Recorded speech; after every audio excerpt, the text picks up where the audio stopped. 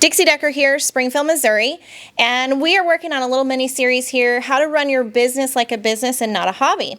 And so I've picked a handful of people that I have been keeping my eye on and noticed how they're taking massive strides in the industry that they're in.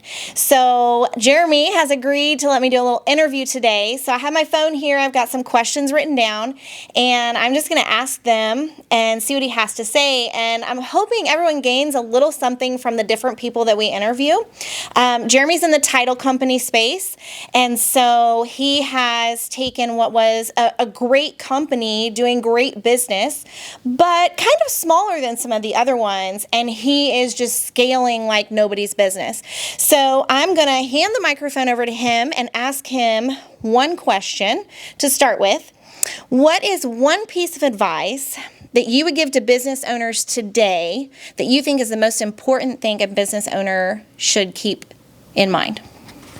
I would have to say that times definitely have changed. Springfield is relatively still a small town, big small town, but you have to treat your employees like partners. And I know everybody says that, and that's very cliche-ish, but good pay, good benefits, and a place that feels like home because they're here so much more than they are at home. Do things that include their family, do things that other employers just aren't doing. So have a lot of fun. Don't be afraid to be weird, crazy, and just take good care of your people. So I'm going to ad-lib one thing off of what you said there.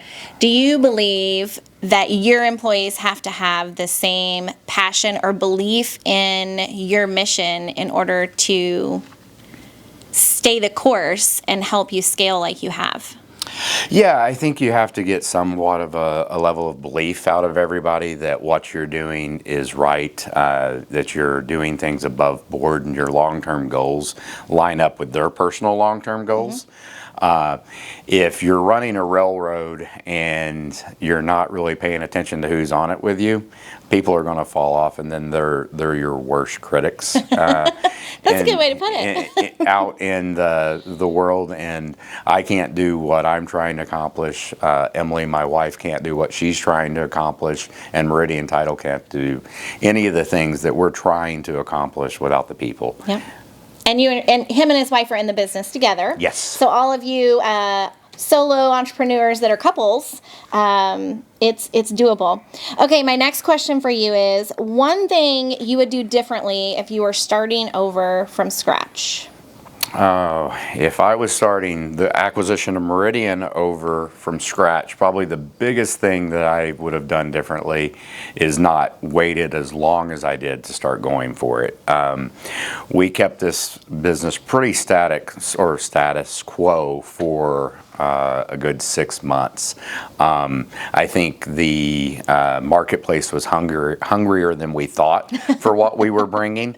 And I wish I would have started a little sooner, and we would have gotten a little bit more ahead of the game by the time this extremely hot market had hit. Well, you've got good people because I just keep following them around, and that's how we landed here. So, okay, this is my third question for you. In your opinion, I think you've kind of answered it along as we've gone here, but in your opinion, what sets you apart from others in your industry that's made you successful in order to scale and acquire more and to grow it? I think part of it's the way we treat people, but the other part of it is being very technology forward. People today, from all different age groups tend to be hungry for an easier, more streamlined way to do transactions.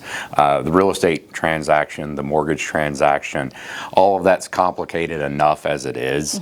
So if we can make that as simple as possible and be as in tune as we possibly can with the realtor, the builder, the lender, whoever's involved. Crazy investors.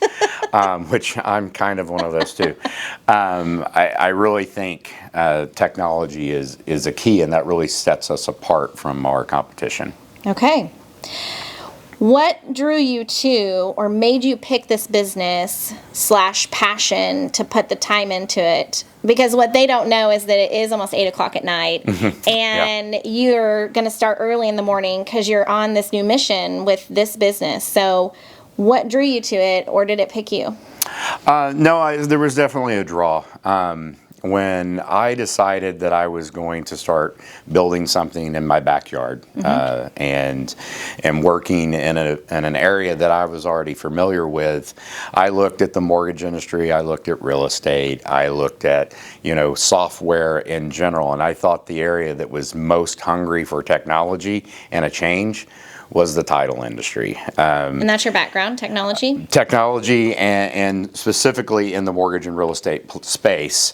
So I thought, you know what, a services company that has a technology backbone, I think would be very well accepted. So we jumped in and went for it with a title company. Well, I think your customer service is phenomenal. So everybody that works here is willing to help out on other people's files if that's the mission to get it done. Yeah. So you don't have to wait on one person to help you. And this is just from a user's perspective. And being an investor in the real estate space, there's never one deal that's the same as another deal. So for us, it was finding a company like yours that was willing to help us work through all the crazy problems that we're out there solving for sellers. Yeah. And maybe they've been stuck with a property for a long time because nobody else took the time to help them figure it out. Right. So above the technology even, you guys are still using your people skills to make sure the people are taken care of within the technology space. Yeah, absolutely. We have a very personal touch to everything we do, even the way you come into a closing, or just dealing with our people. I hire people and I tell people I want people that are real around the edges, not rough around the edges, real around the edges. Because if you're real around the edges, then you're probably real on the inside. I like it. If your edges are fake and you're not who you say you are, then that comes out pretty quick. So we look for that in our employees. Well, I want to say thank you for taking the time out to do this, welcome. because you got absolutely nothing out of this. Yeah, I did. I got to spend time with you. Yeah, except for just helping other people out there, when they're doubting themselves or they're going to take that first step, or should I scale or I don't scale. I'm just hoping, one of us through these little interviews is going to say something that inspires someone to take that leap of faith and trust themselves to just go for what's on their heart. Yeah, you've got to go for it. If you're waiting for someone else to do it for you, then it's not going to happen. Yeah. It's true. Yeah, So thank you. I really appreciate it. No problem. You're welcome.